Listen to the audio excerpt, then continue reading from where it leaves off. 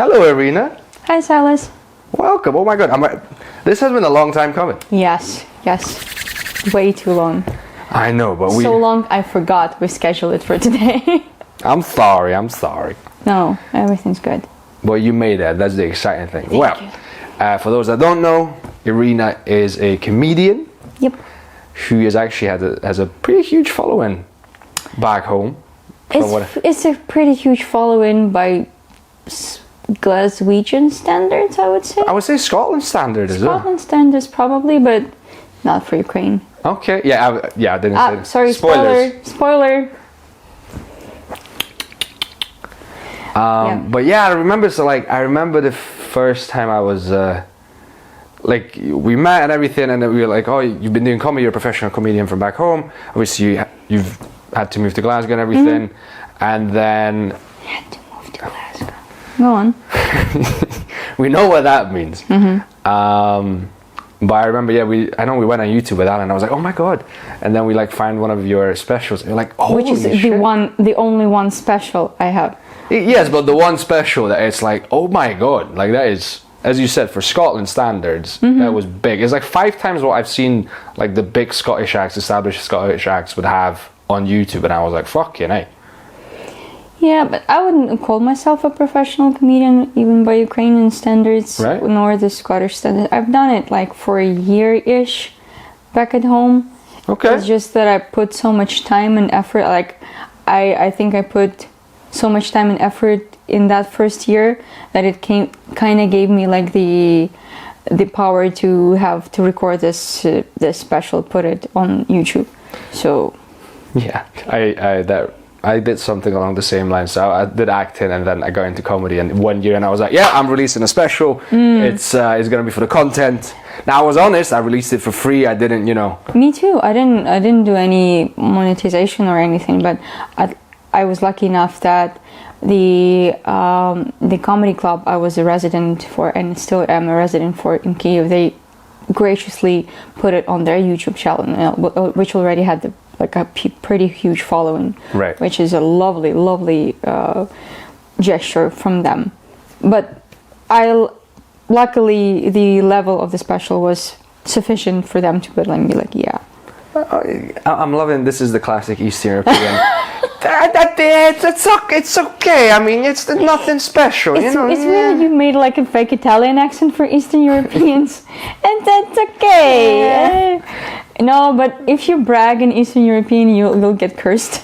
So yeah. No one brags in Eastern Europe. Yeah, that's true. The old ladies will spit on you. Yeah.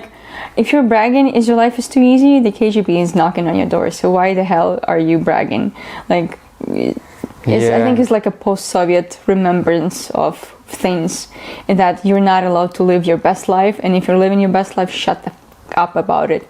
Am I allowed to curse? Yes, you can all day. This is a curse-free zone. I love a good swear word. So. Yeah. There's something about I'm a '94 kid, right? So just after the fall of communism. Thank you so much. I try. I'm a bearded toddler. I moisturize sometimes, but now there's something about the post-90s mentality in our cultures where it's we have freedom, but we don't trust anyone. Of course we don't, because we had 70 years of you're not being able to trust anyone, and for every wrong breathe, thought or movement you would be questioned, and you might lose everything. So that definitely imprinted into our subconscious, and our parents imprinted it to us, and we are only now trying to go through that now, a society, being okay, I'll take a chance on you, we'll see what happens. And I think that's kind of actually, if you think of a lot of times people complain in Eastern Europe there's cronyism and nepotism, people hiring people they know, people hiring in Eastern Europe I wouldn't say so in Ukraine. Well, okay, at least of what I've seen, sometimes it's more of a question of networking. So people hire who you if you work with a person, you get most you will most probably will be recommended by that person, and you get hired to that. So it's not even the initial search for like candidates goes through the network, and then someone like. But again, I can only judge and I can only tell this for like a very specific areas. Industries, right? In industries. No, because like, so in Romania, not that long ago, and right now there's like ongoing like controversy after controversy of like, oh, some politician put one of their friends into like a position of authority and responsibility over like the water dams. And then people like journalists would go and ask them about the basic legislation. They had no idea what they're doing. Yeah. So that kind of shit of like people put in people they know and people they're friends with. I think we don't have it in Ukraine to that extent because I don't know. Well, Ukrainians are pretty annoying in terms of like, if we will get to the, if you will do some sort of this like entitled shit, like you will put your wife or your someone like from your like very close friend as the position, and like this part of the Ukrainian society that is very like active civil rights movement, if they will learn about it, they will escalate the question very quickly, and it will like, and so for example, if like recently it's just a question like there was one guy that was put in as a commander of like a military unit, and he had like a bad reputation and thing, so like a small part of the Ukrainian community, like especially on Twitter, very active in the civil society, because Ukraine is very digitalized and we do a lot online. They started making like dragging the media's attention to it and like doing like storms and stuff, and then it escalated to other social media, and then it escalated to the traditional media, and then it escalated to the people in power. And they was like, I think we need to look into more of that guy's qualifications because he might have a bad rap. And that is so the blessing and the curse of this part of that type of reactionism in Ukrainian society is that if the fuck up will be made public and it will get to right kind of people, it will be talked about and escalated and solved rather quickly. Okay. But it means that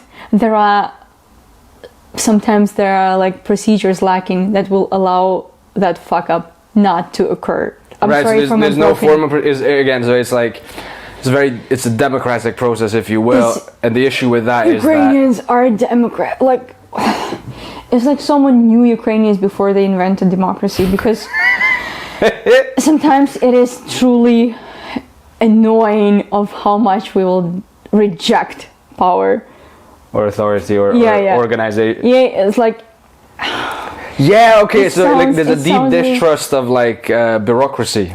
Deep distrust of the bureaucracy, yes, and never-ending desire to optimize everything, to digitalize everything, that one, and also a distrust of any ideology that tries to be placed on you, which is, I think it's like because of the Soviets, we fucking hate ideologies. Okay, so what you're saying is that when you meet a Western communist, you're not a fan? Is that what you're saying? Yes, I will put it softly. I will put it that way. And I think I thought about that so many times, especially as soon as I'll go on TikTok, my ass is like on fire because I see those Western communism, and I see Silas like doing the deep Eastern European sigh, like the generations are sighing with you. And I think the major misconception, I'm not making this up on the spot, so I thought about it before. Why we have such a different perception, and why we have such a different attitude towards communism and the communistic ideology, I think is because here, especially young people, they view communism as economy-based ideology, right? While we view communism as policy-based, politics-based ideology. Right. So they view communism as something that will fix the economic problems. Something, because they view it as an antidote to capitalism. Yes. Because they think of like if you remove capitalism, the economy will heal itself with like a proper social politics and things. While we see it as a political regime that trickles down into the economics, into human rights, because that's what our experience with communism was. Well, yeah, you're correct, because basically there was a lot of, like in Romania at least, there's, were you a member of the political party or were you not? And then if you were a member of the political party, you would be given, let's say, the leadership of a factory. Or you were ostracized. Yeah, pretty much. That's quite ironic. What they don't get is they don't understand that if you were not a member of your communist party, your children would be denied opportunities. You would be denied opportunities. Yeah, I mean, they were still. It was very rare. Like I was actually right now. I was back home and I was talking to someone, and they told me this story about a doctor who was not a member of the Communist Party. I don't know how much of the story I'm gonna tell right now, but basically the person that I was talking to got an abortion through this doctor who was not a member of the party. While the doctor was leaving her flat, he got arrested. They came back and got her. Basically, they were already keeping an eye. Yeah. And then the story itself is mind-blowing because she ended up, she was awaiting trial. They were already discussing the kind of punishment. And this happened in December '89, and she never got her sentencing because the communism fell. Divine timing, because abortion is a right, not a privilege. It's a fucking movie. I know. It should be. And then, but I do need to say this because it's a little twist at the end of the story. She put two and two together, and she realized that it was her husband that snitched. That's peak communism. That's quite literally why what we started with, like that the Eastern European people don't trust anyone and then don't talk if they have a good life, because the snitching culture that communism had, it was on another level. You literally, snitching was praised, snitching was idolized. There was like a chunk of culture. Duty. Yeah, it was your civil duty to snitch on anything that does not match the ideology of your communist party. Yeah. And I don't even need to hear that story. Like my own grandfather, because he refused to go to the communist party back in his village, my mom told me like, we were always made fun of by the teachers in schools that our father is not a part of the Communist Party. We were like denied opportunities. People would make fun of us. And she says, I remember when I was like a teenager, I was so angry at him that he didn't want to go to the Communist Party because it affected us so much. Right. And now when I grew up, like when I'm an adult, and I'm looking at the communism, like the Soviet Union regime back, the ideology, and I'm like, I understood why he did that, and I understood like how stupid I was that I pushed him into that I wanted to like, Dad, just do this because we're like the laughing stock of the school. Yeah, I mean, as a child you don't understand like the moral ramifications of that stuff. I am so lucky that my parents, none of them, despite them being in the Communist Party as young adults because they were forced to, and they have absolutely no nostalgia for the communist regime, because the only people that have nostalgia for communist regime, if it's like a younger person that never lived there, go touch grass. if it's like an older person that has like that older person actually lived in the Soviet Union, the only people that are nostalgic about communist regime are the ones that were either in power or close to power, or like a members of communist parties. These are the only people that reap the benefits of the communist regime. Like they had access to way more produce and goods, because exactly like the lines, things. So again, I'm speaking about what happened in Romania, what I know in my hometown, because it was different region by region, country by country. But some similarities were... A lot of similarities, but I saw someone said this as well, but like theft was a normal thing. Like it was an economic reality. Everybody was stealing because they were like in Romania, at least, because we didn't have shit. Yeah. So it's like people would the train would come in, so we had like a sugar factory, and they would be bringing in like carrots, and people would just stand by the train tracks and throw like stones at the train to like hopefully knock some stuff off and then just loot really? it. Interesting. Like, Interesting. if it wasn't specifically the carrot train, it was some sort of other train. But like people are actively looting, or like our class mistress, that's what we call like the teacher who's like responsible for the class.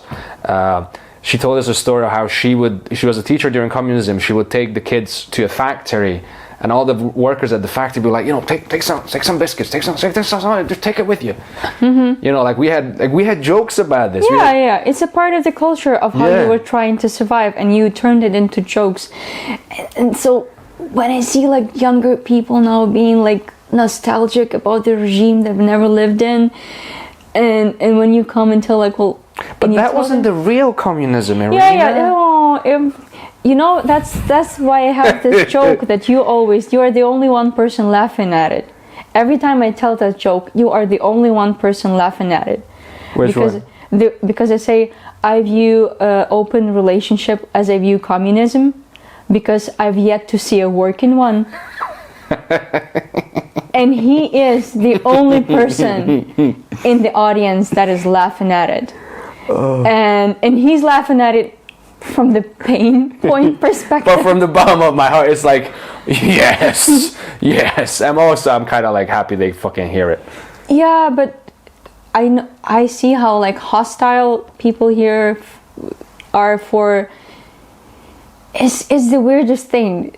For me, it's the weirdest thing how the people that always like, oh, listen to victims, listen to survivors, listen to marginalized groups or whatever. Yeah. And then you come forward and it's like, hey, my grandfather was heavily oppressed, and like, oh, it's because he was a, I don't know, Nazi collaborator. And I was like, he wasn't a Nazi, he wasn't the Red Army. He actually was fighting Nazis. And then like doing the other mental gymnastics, I was like, oh, then probably he was a whatever, like a kulak, and he didn't want to go. Like, girl, pick a struggle, go touch grass again, because the same people that are like telling us, oh, the government is lying to you, never trust the government, whatever government is putting out is obviously lie, and all governments lie except skewed information. No, my point is they don't trust their governments. But for some reason, the governmental approved literature about Soviet Union is a source of fucking truth. Make it make sense. And I'm like, do you think they were like... Yeah. So yeah, that's a pain point for both of us. I can talk about it for hours, I swear to God. I wish younger people, I understood that when Eastern Europeans are actively hating on communism, they are hating on the political regime their parents and grandparents suffered from, and we had to deal with the consequences of that. So we're hating on that actively because it's our experience, and they are loving on ideology they've read in a book and see a couple of TikToks on. I mean, again, it's like, as a theory, sounds beautiful. Wonderful. When you write it all down, and everybody gets what they need, and yada yada yada.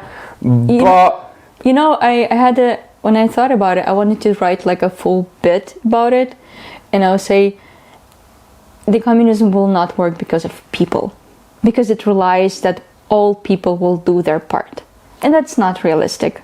No, it's not. Yeah. It's all. And then I wanted to add the bit like, and I know it will not even work here with all of you being so like dedicated to communism succeeding, because, and that's the funniest part, because I've seen your charity shops, which is like, when I came here, I didn't have a lot of clothes, obviously, so actually the full outfit I have right now on me is thrifted. Thank you, Cancer Research. And, hey, big up Cancer Research. Yeah, big up style. Thank you. And also thank you for saving lives. Yeah, and I relied on charity shops heavily for a very specific reason, that I didn't have clothes.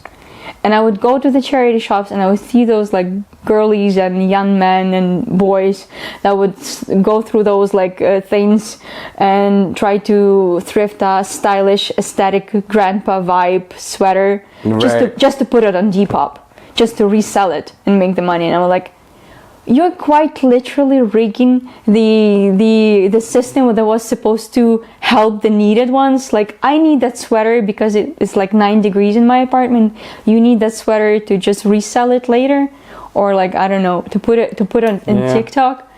And that's why I think it's people really think that everyone will do the right thing, but they forget that they themselves often do not do the right thing. Yeah, and also it's like, at some point, like, everyone has very individual needs, and what happens when those needs clash? And all that sort of, like... It's the same thing, yeah. At the end of it, you gotta let people figure out life for themselves. But yeah, we were talking about, like, the whole communism thing. The one thing that stood out to me, like, I get their idea of, like, like, there has to be some socialism to counterbalance absolutely. the freedom. Socialist, like social responsibility. Policies are like very successful in many countries, but you have to be like very particular about those policies. And then I just like I don't have a joke about. I had a joke idea about this, basically saying, you know, that it's moving to the UK. I learned a lot of new things. I discovered new things. I found out there's such a thing as good communism. You know? I had to come all the way here to find that out. I actually wanted to ask, because like we all have like crazy, funny, weird stories about, like, from our families about communism. Do you have anyone that sticks out to you that's like... None of them... It doesn't have to be horrific. If none of them are funny. I'm so sorry. I mean, that's the point. Or just interesting, that, like, fucking A. About communism? Well, again, the funniest thing is... not funny, I'm sorry. It's like, my granddad, he went to fight in the Red Army, you know, during the World War II, all that jazz. Miraculously came back home alive, which was not a case for many Ukrainians. And then, like, a couple of years later, because he went and he fought in, like, further down to the west, past the USSR, he was sent to fight another war in Manchuria, which is like modern Mongolia or something. Right. Manchurian War. I don't know how to say it in English. I'm sorry. So it was like a very interesting thing that because he was abroad and he saw life beyond the Soviet Union, they were like, you're going to fight another war for us. Right. Yeah, and I can only applaud that man, because he actually came back from that one too. And I don't know how he did that, but I remember in the beginning of the World War II, when they were sent to training camps, he's like from a very rural village in like western Ukraine, so right on the western border of the western border of the USSR former. And he was sent to training with like a bunch of other Ukrainians, like farmers, and he was sent to like a very far east training ground in Russia, and they were transported in cattle carriages. Obviously, that's how Soviet Union prefers to transport people. And he used to tell us that he only survived because he stole some onion and he sewed it into the mattress that he was lying down on. So he was eating the onions, and like many other like soldiers, farmers did not even get to the training ground because it was like that. So again, I don't think I have funny stories about communism. Right. I mean, I'm trying to think. I think we had, like, not even funny stories, but we had stories like... You turn it funny. Yeah, you find jokes in it. Yeah. Like, oh yeah, my mother had to work on like a meat factory where she would steal like pieces of meat like this and hide it in her like sleeves and stuff. Oh yeah, and we were like, then she would come home, we would like unwrap it from her. Oh, what a funny family activity. Hey. Yeah, but when you think about it, I mean, yeah, that's why I always call, like, there's a look to Eastern Europe, like to the people, like the post-Soviet Union trauma. Not everybody has it, and then because there's also like the whole self-esteem thing that was non-existent during communism. But what do you mean you have self-esteem? How dare you put yourself above the party? There's no self in communism, so there's no self-esteem. It is us, brother. It's us esteem, brother, comrade. Pretty much. Oh God, people will be upset.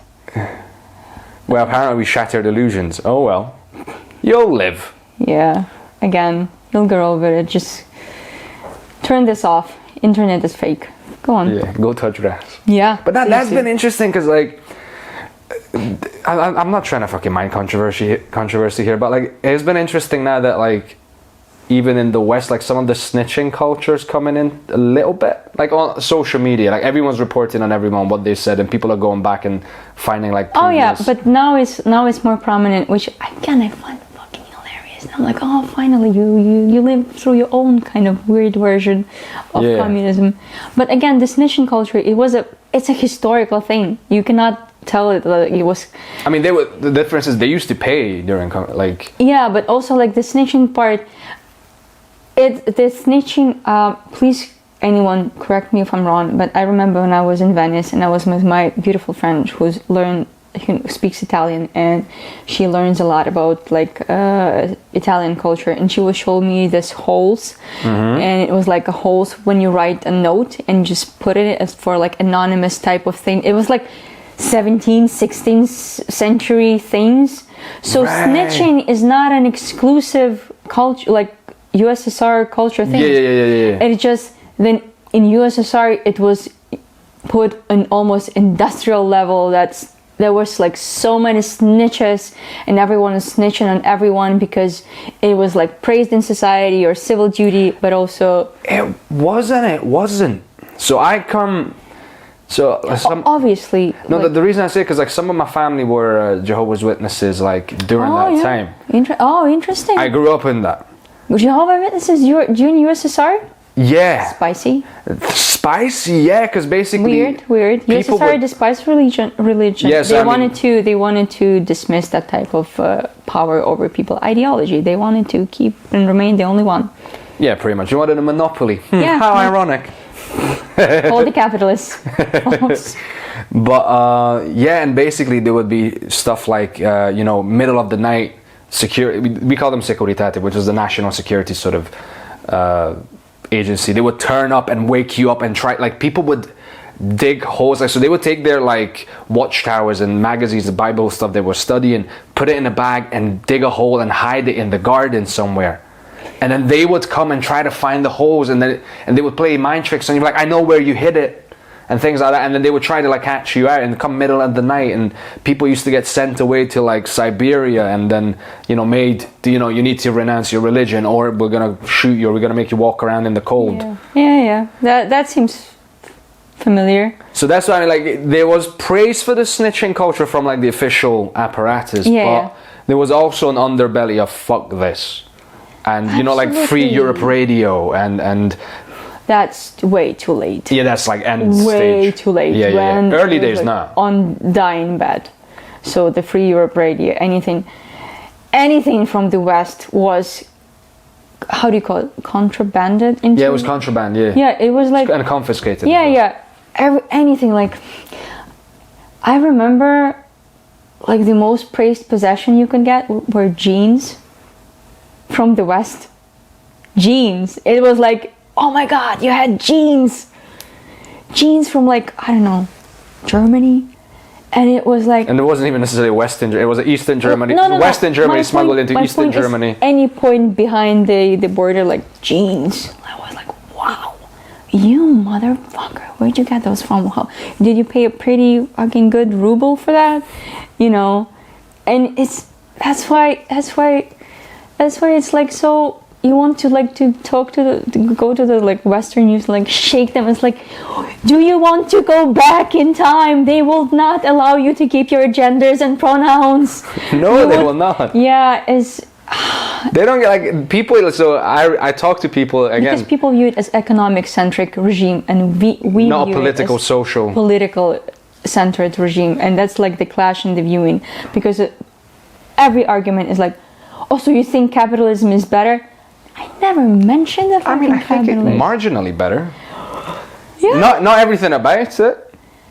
It at least gives you the weird, twisted opportunity to better your state or something. Yeah. And, we can talk about this and not be like, is someone gonna knock on the door tomorrow? I can criticize capitalism all day fucking long, and there will be no one that would be like, it's time for you to go to the capitalist gulag. You need a re-education camp. Yeah. Yeah, some of that language is like re-education and that kind of stuff is starting to seep into the culture here as well. It can be a bit scary sometimes.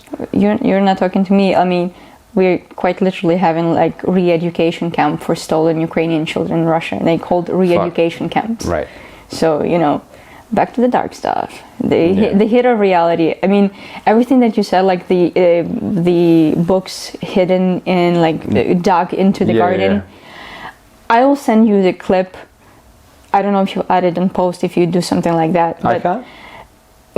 When Ukrainian city of Kherson was liberated in 2022, and the people were like meeting Ukrainian defenders that came into the city, and they were like cheering, obviously crying a lot of tears. They started showing that they would dug like Ukrainian flags into bottles, and they would dug them into gardens. So like jars and stuff. Yeah, jars and stuff.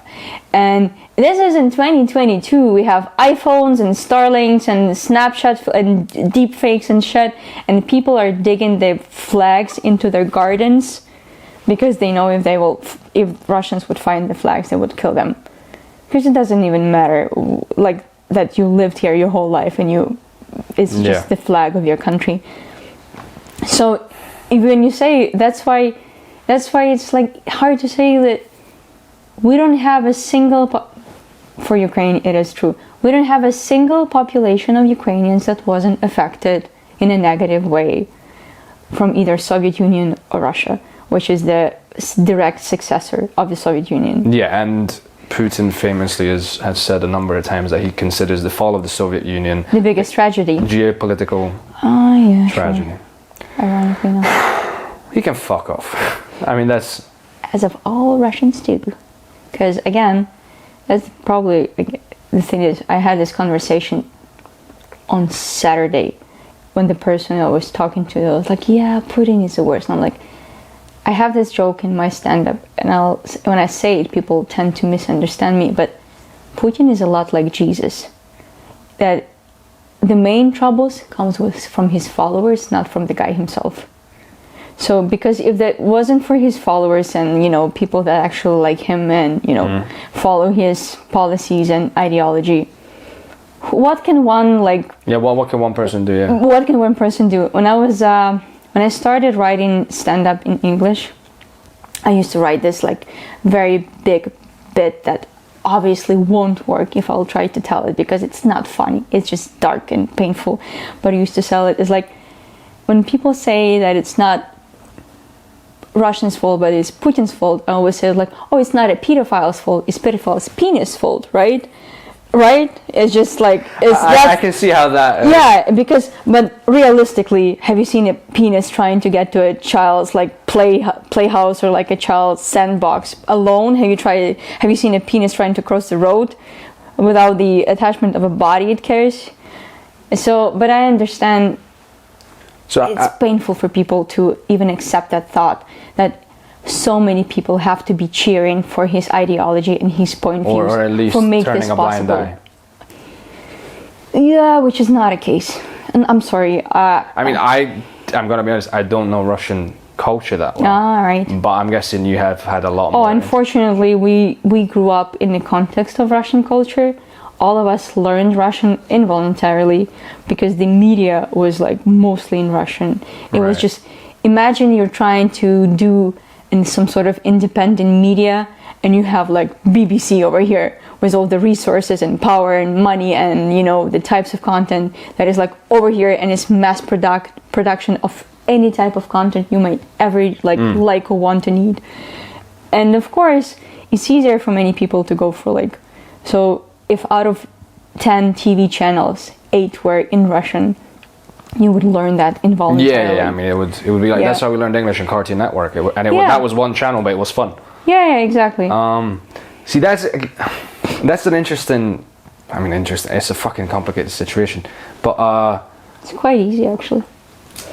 Fair enough. No, from the perspective of, I grew up and I still hold the belief that we're all just people fundamentally, we're all just trying to figure out our shit. But then the question becomes, how does someone get to the point where they, at a society level, go, or you know, like, is is there I've noticed something like Hungary has this, there's a certain nostalgia and a sense of outrage for losing their former empire status. Yeah, that is very accurate. And I don't know if Russian... Very much. If that's... I'm guessing it Hungary could be. is a pocket Russia in the middle of Europe with a NATO status that they should be stripping off.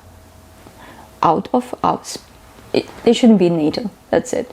We need to be in NATO. Call us. But the point is, it is very much like this. Is this nostalgia for the former superiority and excellence and the status of like an empire and the esteem, because that's the what it comes esteem, down. yes, and I think that's what not many people get is that Russia is the most successful colonizer on the planet, because unlike any like Brits, like Dutch, they actually kept most of the land they conquered, not like you fucking amateurs with your Commonwealth games and whatever. They kept the land.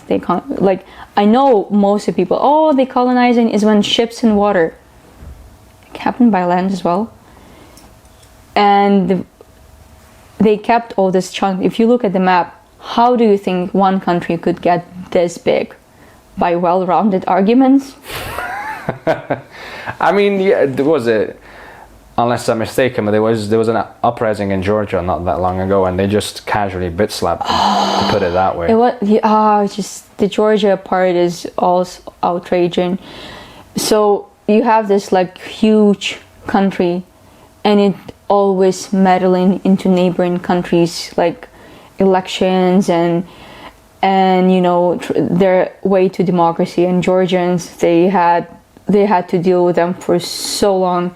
And I feel very sorry for them, and that's why Ukrainians and Georgians are so sympathetic towards each other, because first of all, we had to live through a lot of similar stuff because of Russia. If you remember, in like 1992 or 96, there was like so Russia first like invaded Georgia, caused a full-on ethnic massacre.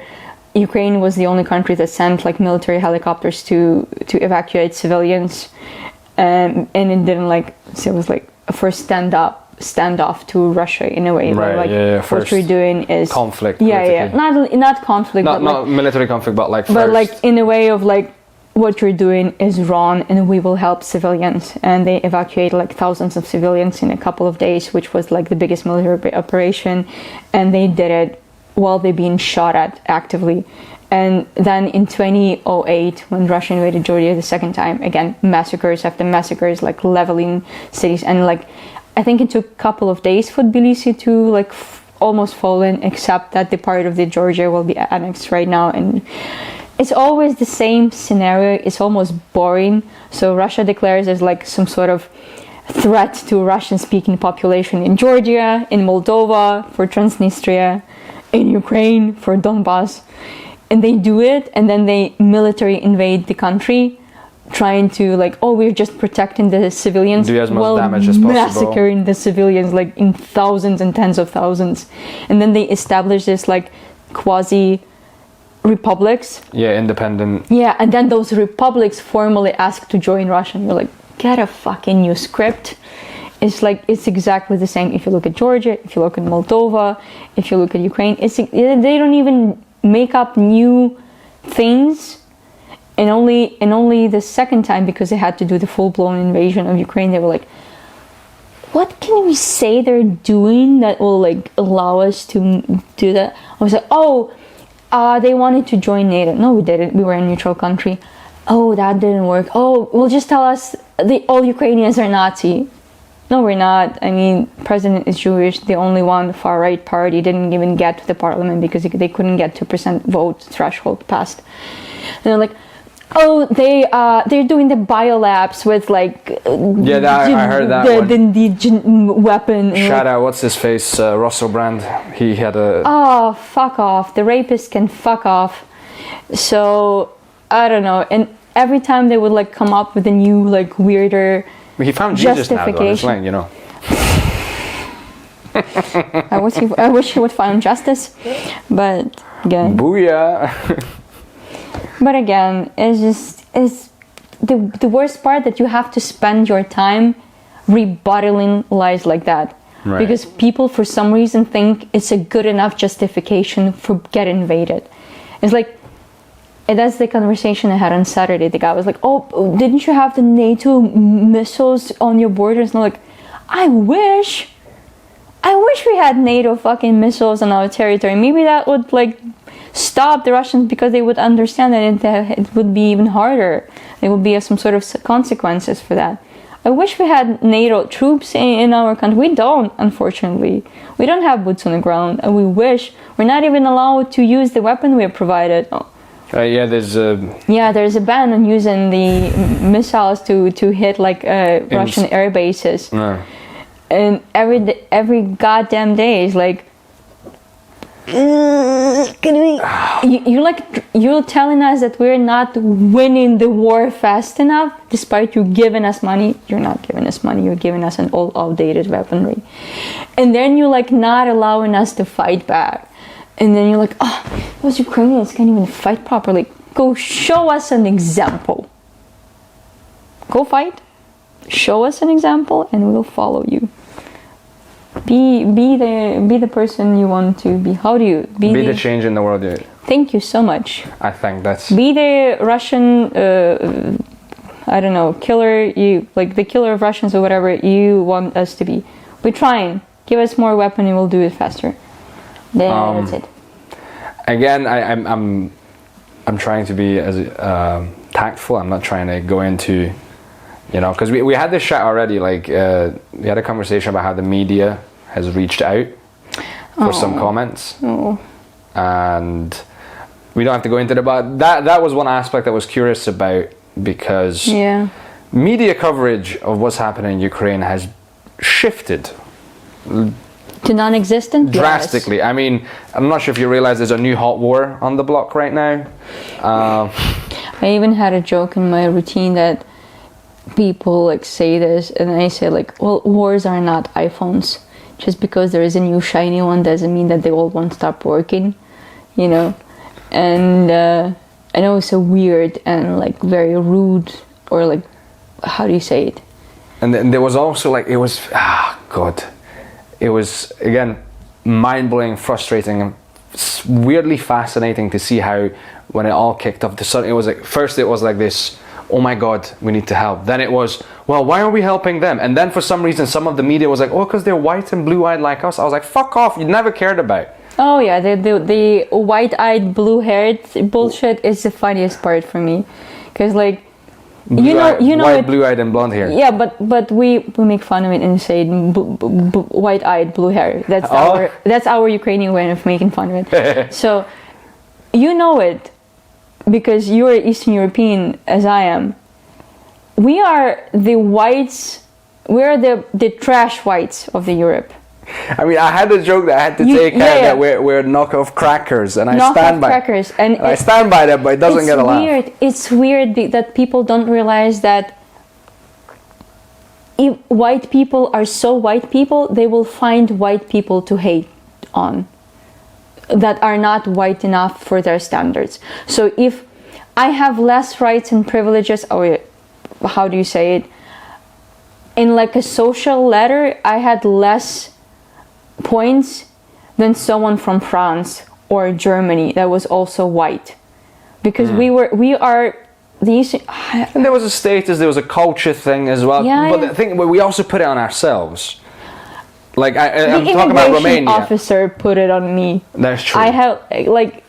But like I know in I can't speak for Ukraine. I know in Romania would be like, we complain about Romania, and then we looked at like Germany or France or England and be like, that's a real country, not this shithole. The sense of like lesser self. Yeah.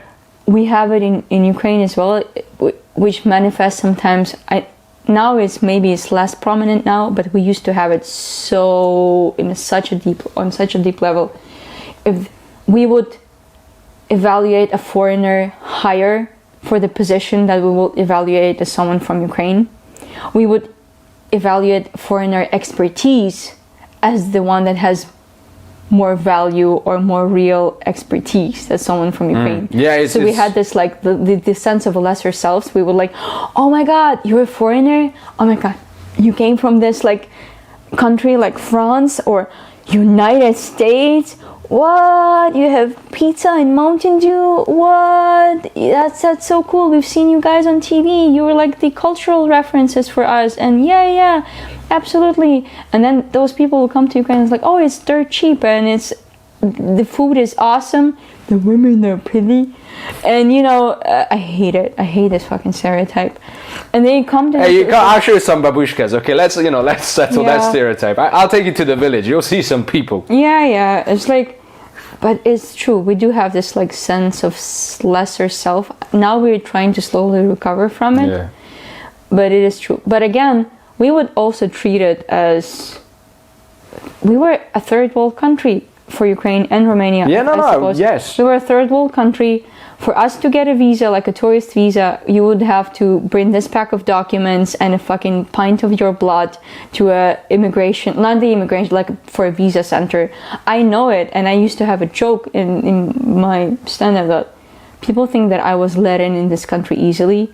I had 2 UK visa denials prior to like this like instance. When I was trying to visit UK as a tourist, I was denied twice. They were like, oh, they're gonna come here and they're not gonna leave. One of the times the formal denial was followed with the explanation that it happened because I was unmarried Ukrainian woman. Oh my! Quite literally. Come in here, taking our men. How dare you? No, I should be. I'm so sorry, but I'm still a bit of shit right now. I'm sorry. I'm sorry, but. That was how they phrased the the denial with like a stamp. The official government position was. I'm not allowed to see London because I might be a whore. Yeah. So I used to have this joke in my stand-up that it literally took a genocide and 2 missile strikes in my neighborhood for Home Office to say like, oh right, she can see Dalmur. And stuff like that. I had this joke because people really thought that we were let in so easily, but it was never easy to get into UK for Eastern Europeans. At least that's I don't know about like Polish people. Polish people have like a slightly different maybe experience and procedures, but for Ukrainians, you would have to pay so much money just to submit an application to receive a tourist visa. It cost me like £700 in 2017 or something, because I wanted to go to a Beyonce concert in London, and I wanted to see my former classmate, and she invited me, and she was like formally giving me the documents for like she will sponsor me to go to, and I will stay with her. So she provided her bank statements, her pay slips and stuff, and I provided my bank statement, my pay slips. I formally vowed that I will come back to Ukraine, and I still got denied because I was unmarried Ukrainian woman. So when you say like, oh, because you're white and white-eyed, blue-haired, where were you before that? Like. You quite literally had so many jokes about Eastern Europeans, and the xenophobia is quite rampant toward Eastern Europeans. And it's been interesting. I mean, it's kind of to me because we do comedy. Yeah, it's been interesting because I like to talk about it. I prefer like that's how I operate. I like to be honest. That's your reality, and you need to talk about it. And it's interesting. Like to me, it's like it's funny. To me, that's a joke, and to them, it's like. It's like some jokes you can say maybe they just don't like the joke, but I'm like, yeah, but you also kind of they don't like to admit it because it's uncomfortable to admit that your own society, despite you like declaring and saying all those things, that you have this flaw in your society that you're actively overlooking because of the same issue you say that you will fight later on. So like you're fighting against oppressing the minorities and fighting racism and fighting homophobia and transphobia, and which is all good, valid fights. And then you like, yeah, we're doing all this stuff. Do you want us to be nice to Eastern Europeans too? That's a bit too much. That's a bit lower in our priorities. And I get it. I absolutely get it. I mean, yeah, it's like at some point you realize nobody's gonna fight 24/7 every single fight. I don't ask them to fight. It sucks to be on the receiving end of it when you go, oh, okay, I guess it's just not our time yet, huh? Yeah, I mean, it's not our time yet, which is a weird concept. Because, especially for me, because now, as you said, when it's a new shiny war happening or new shiny atrocity that people focusing on, you quite literally understand how the public's attention is very flaky. Yeah. And how the atrocity. So first I thought, oh, it must be like the size of atrocity that brings people back. So, for example, when Russians blew up the Kakhovka Dam, which happened last year, they blew up the biggest dam, or the second biggest dam in Europe. Blew up. Like hundreds of settlements, like villages, small towns, flooded. How many people killed? You cannot even count how many people killed. Like, it's like an ecological tragedy. The size of it is biggest in decades. Nothing, not a single coverage. Like, the only coverage started happening like 3-4 days later, and they were titled like, Ukraine blames Russia for the destruction of the dam. I was like, why did it got destroyed when they invaded the country? It was fine for 30 years before. Why? What's the magical timing? So I used to think like, oh yeah, people will respond to big tragedies, because that was my silly, not even expectation, but I understood that people would react to something like, gut-wrenching and in-your-face a tragedy. And I get it. When you see something horrible happening, your initial reaction is like, well, I have to do something with it, or I will go insane. I cannot contain it, so I will either post something online or like advocate or like do something. And I thought that's how it works.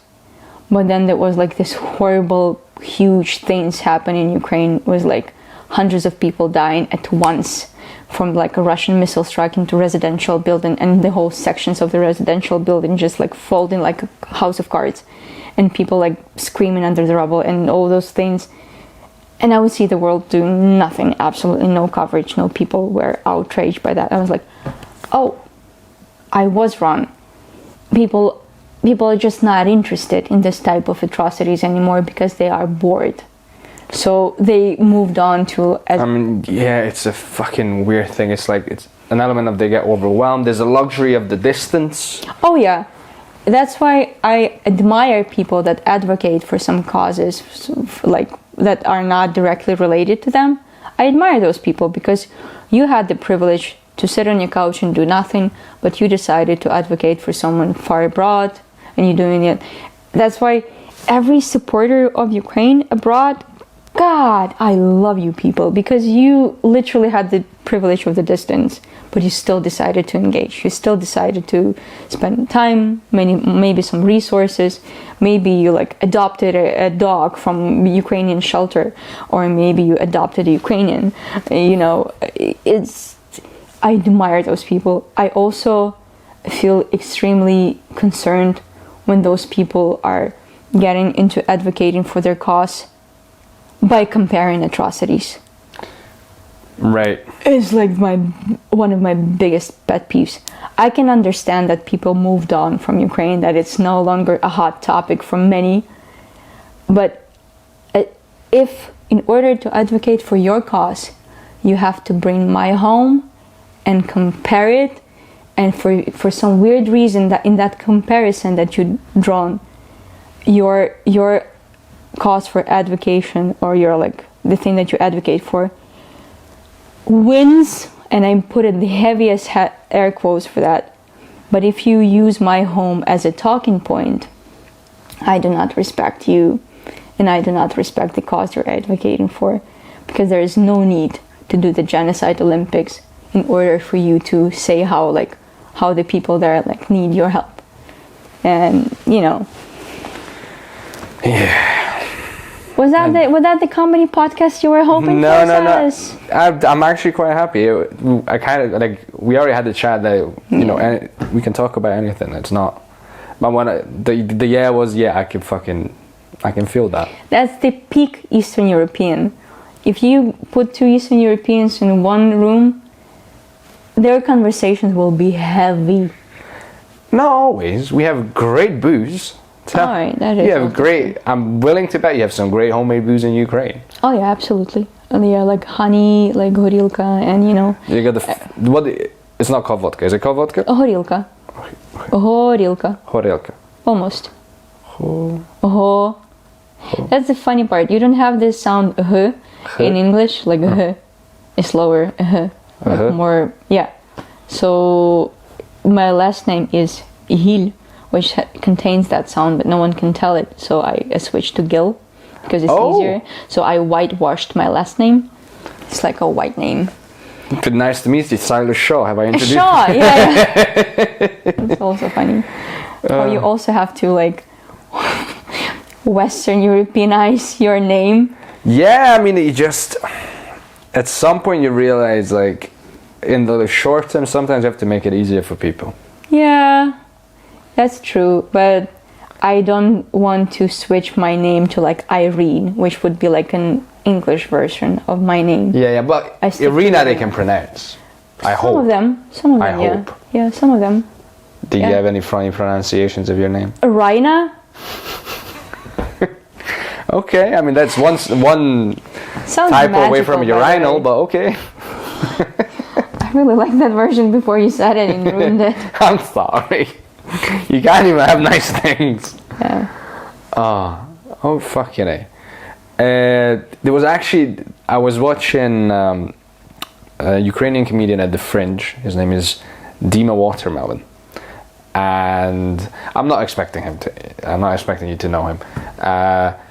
But we went and watched the show, and it was a comedy show. It was quite heartbreaking. It was a Fringe show. Let's put it that way. Yeah. Right. But he had a really good bit in the middle that kind of stood out, where he kind of went on this, not a rant, but he kind of did a little summation of like, so this is what happened in the 30s, and this is like the previous century, and then this happens, and then that happens, and then Chernobyl happens, and then this happens, and then you like complain about us for not being woke enough, for not being welcoming enough, for maybe for being racist, but then maybe if you just left us the fuck alone for like 30-40 years, maybe we'd figure out our own shit. Yeah. And that was a very touching moment where you go, fuck. Yeah, I don't know if he did that on purpose or if he was inspired, but there's like a Ukrainian poet and writer, and he's like an artist, Les Podorevlyansky, and he used to write this like very short but very powerful thing that we adopted very quickly, especially in 2022, that our national idea is leave us the fuck alone. And it was like very heavily repeated across like social media and everything, because like we will as soon as you will leave us the fuck alone and concentrate on your own troubles and issues and maybe address your like inner demons, that's fine. We will just, because the Ukrainians are very capable, and I think we like developed this country despite, not because of, but despite of the difficulties. I think, you know that meme is like, world if dads would go to therapy. Oh God, tell me. I'll send it to you. It's like a picture of a very like modernized, like futuristic city, and I swear to God, it's like that. We have a meme in Ukraine. It's like Ukraine if Russia didn't exist, because for this point we will be already in flying cars. I shit you not, because we're just that annoying and we like to develop stuff in digital space very quickly. So yeah, I get what he was getting from. He's absolutely correct. As I said before, there's not a single generation of Ukrainians that had like a full-blown, at least 30 years time of peace. That wouldn't be affected by like a man-made famine in Soviet Union, or some sort of repressive Stalin's policy, or some sort of like absolute shit show of the after Chernobyl health effects that my region is actually very affected by, and and then the 90s and obviously 2000s and the first invasion of Ukraine and the annexation of Crimea, and then the full-blown invasion 2022, and you're like, oh, and besides we had like 2 revolutions in 2004 in 2014, and it's like, and I had the privilege of living through most of that thing, and it is that meme that the millennial Ukrainians are like, can we just live? Because we didn't have even a couple of years of calm. I was gonna say, and you turned out okay. Oh God. That sense of humor is peak. Well, I was gonna say then, tell me about the famous Ukrainian sense of humor. I feel like if there's one thing that in times like these gets people through, it's humor. I think we had to, I think it was like a protective mechanism or something. Yeah. And I think, ironically enough, it's something that kept the world's attention on us for a bit longer.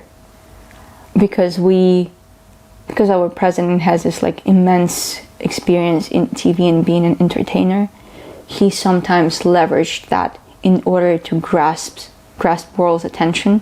So like he would, at some like conferences or like speeches, or even when he would talk to some like presidents and stuff, he would say some things that would be later repeated in media that would still keep attention on us.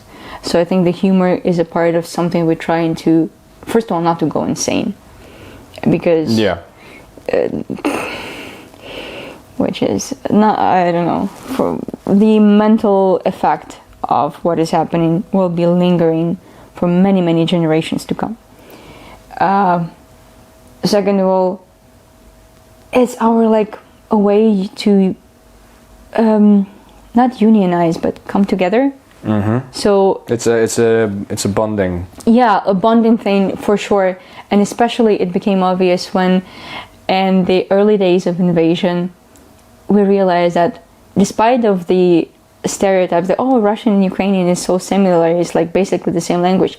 Russians do not understand Ukrainians, and they do not speak Ukrainian, and there was like many instances when Russians would try to, like Russian propaganda machines and like bots account, they would try to create Ukrainian messages, but obviously they were like auto-translated from Russians, and it would be such an obvious, painful translation that we Ukrainians would make memes out of those phrases, because it would show them that how poorly they were. Yeah, how poorly they would say, because like, so for example, in Russian, like the word half sounds like pol, which is the same word for floor.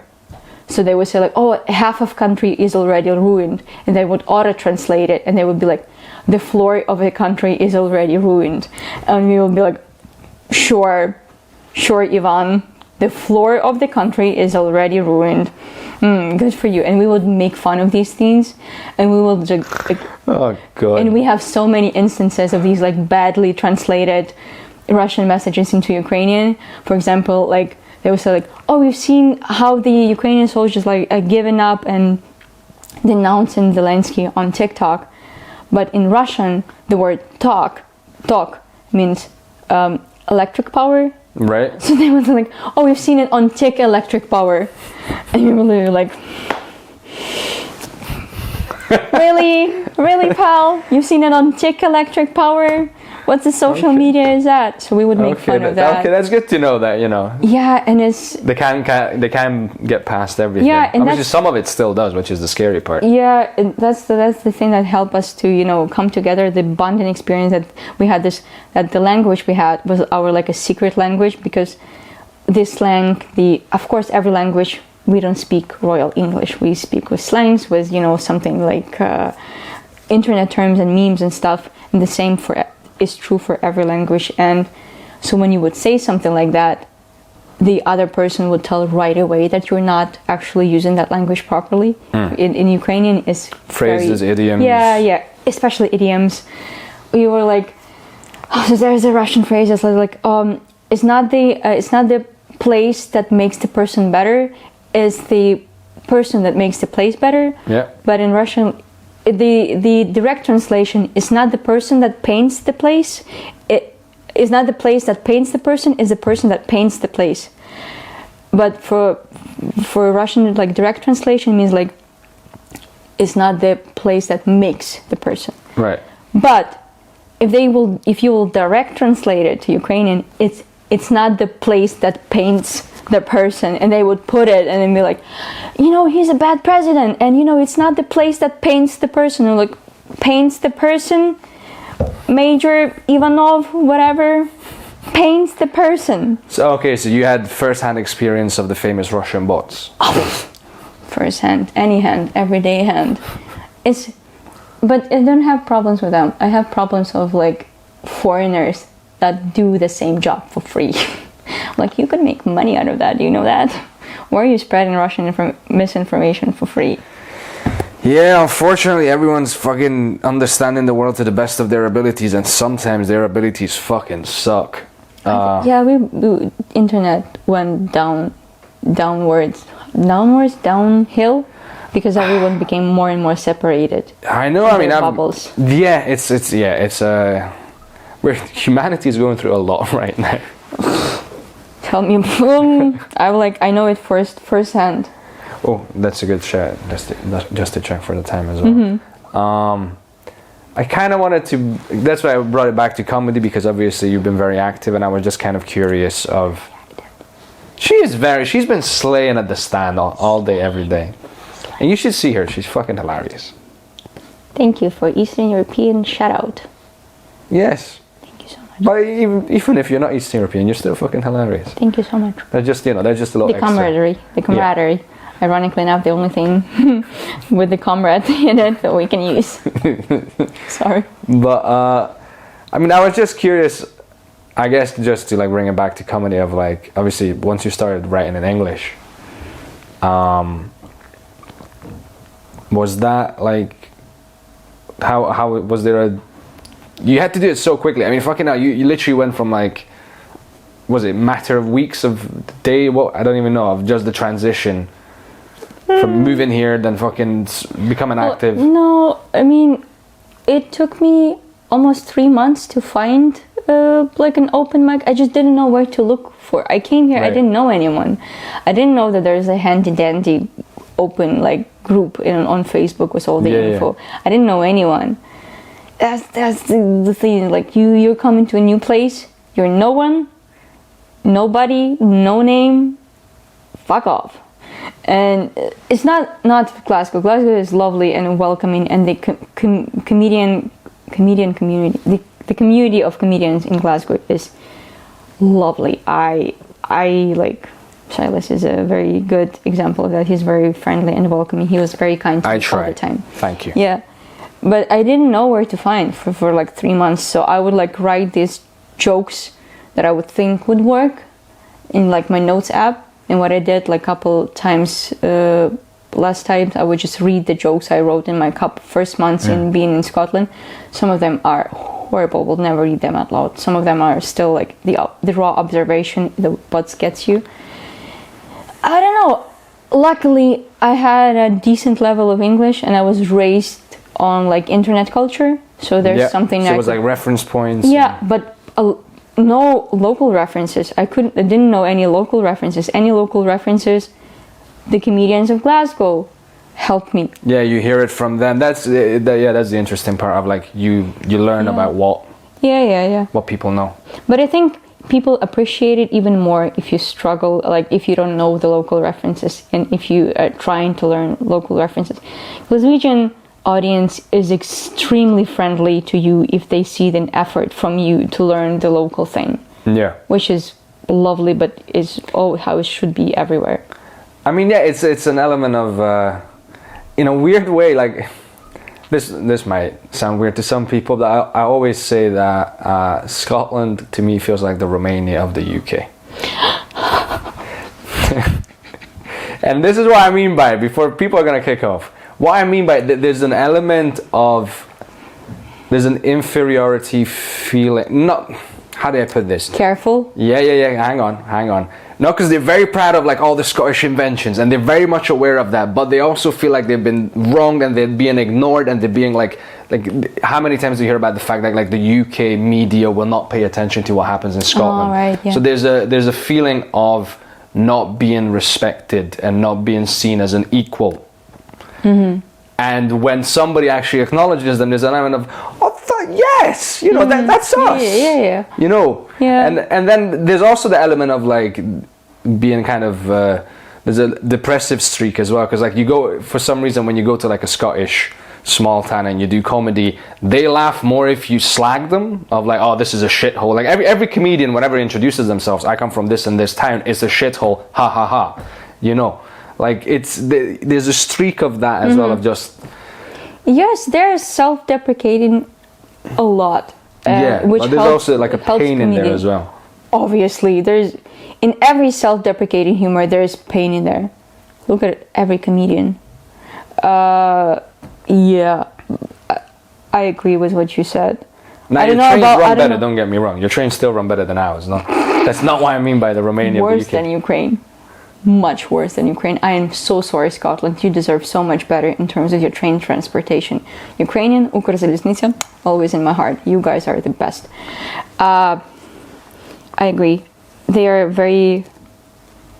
their hearts. I think that what you say is that they think that they have this feeling that they're wronged, not appreciated enough.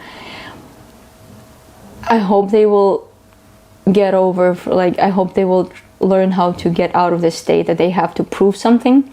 Yeah. I hope that they don't have to do that, because obviously Scots, you perfected a lot of things in terms of at least humor and comedy. Peak. I love the Scottish comedy because I think it's one of the most intricate yet direct yet dark. The deprecating. It's got a bit of everything. Yeah, and you're looking at it. That's why I think the French is happening in Scotland, because I mean the Glaswegian audience is very welcoming but very demanding at the same time. They will not tolerate half-ass acts or like half-ass punchlines and things. But if you will put the work into material, they will appreciate it and they will be happy to see you time after time, and that is lovely, and they will have my immense respect for that. Also, your country is beautiful. Have you seen your nature? It's stunning. Country is stunning. Yeah. I feel like that's a pretty good moment to... Scotland is beautiful. Shout out Scotland. Doing the clap again? No, we don't need to do the clap again. But thank you so much for coming on. And please check out Iryna. What's the correct way to pronounce your name? Iryna. Iryna and? Gil. Hang on. Iryna Gil is fine. Alright, go find Iryna Gil. She's class, she's lovely, she's hilarious. Thank you. Go follow Silas. He's trying, he's putting a lot of work into this podcast and he deserves more. Thank you. That's it. Now I have to pee. Bye.